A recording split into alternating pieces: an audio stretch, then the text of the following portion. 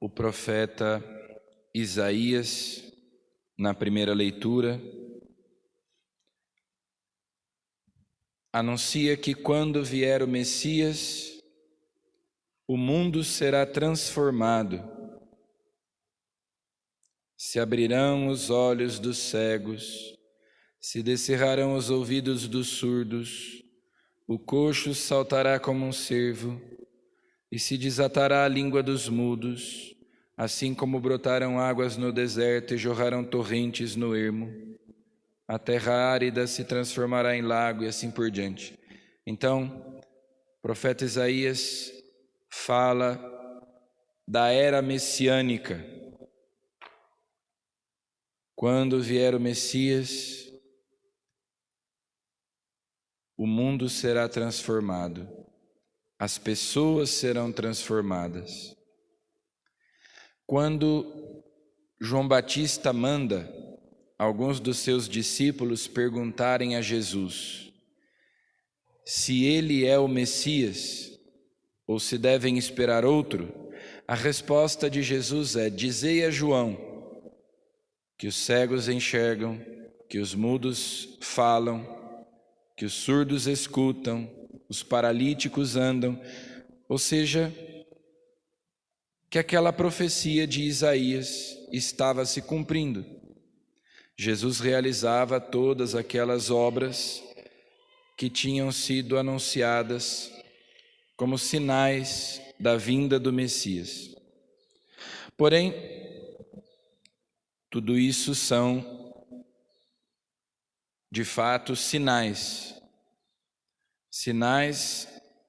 da presença de Deus no meio do seu povo, que apontam para uma realidade mais profunda, como nós dissemos no Salmo: eis que vem o nosso Deus, Ele vem para salvar. Ele vem salvar o seu povo dos seus pecados. Por isso, quando vai aquele paralítico até Jesus,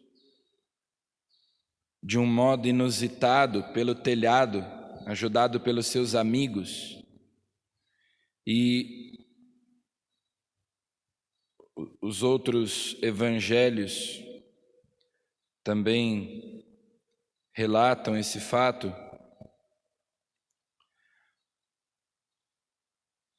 o evangelho diz que, vendo-lhes a fé talvez nem tanto do paralítico, mas daqueles que o ajudaram a chegar até Jesus, Jesus então perdoa os pecados. Ele vem para salvar. O que realmente interessa para Jesus é salvar aquele homem, perdoando-lhe os pecados. Então, apesar de todo aquele esforço para se aproximarem de Jesus com o paralítico, da fé daqueles homens, claro, eles provavelmente esperavam a cura física,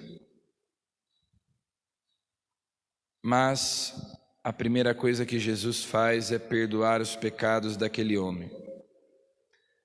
Concede-lhe a cura espiritual, porque nós sabemos que o pecado é uma enfermidade, o pecado é uma doença espiritual. E é sobretudo essa doença que Jesus veio curar. Ele veio nos salvar da morte eterna, não da morte corporal. Claro, em virtude de sua ressurreição, também os nossos corpos ressuscitarão, mas não sem antes terem passado pela morte corporal. Em todo caso, acontece ali toda aquela discussão. Os mestres da lei começam a murmurar: como? Quem é este que até perdoa pecados? Só Deus pode perdoar os pecados. Então aqui Jesus também mostra que Ele é Deus. De fato, só Deus pode perdoar os pecados, e Jesus perdoa os pecados porque Ele é Deus. Deus que desceu do céu e veio salvar. Depois, a cura do paralítico vem apenas como um sinal de que Jesus tem sim o poder de perdoar os pecados.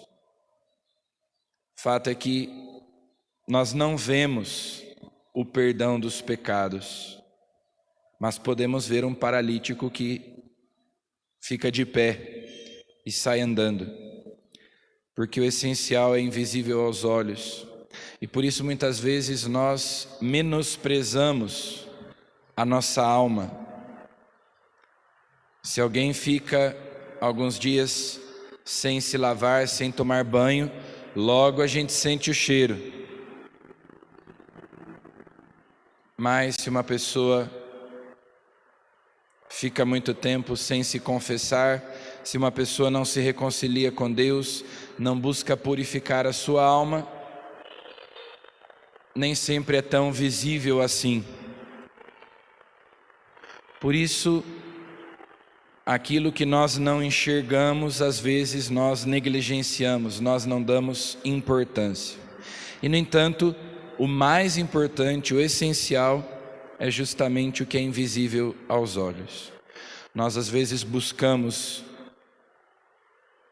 a cura para o nosso corpo, o que é necessário para o nosso corpo, e deixamos de cuidar da nossa alma. Ele vem para salvar, Ele vem justamente para perdoar os nossos pecados, nos reconciliar com Deus. E Ele tem o poder de nos purificar, de perdoar os nossos pecados. Então, nós que vamos ao encontro do Senhor que vem, e que vem para nos perdoar, e que vem para nos purificar, nos reconciliar com Deus, peçamos a Ele que nos cure da nossa paralisia espiritual, das nossas doenças espirituais, nos liberte do pecado para vivermos na graça de Deus. Amém.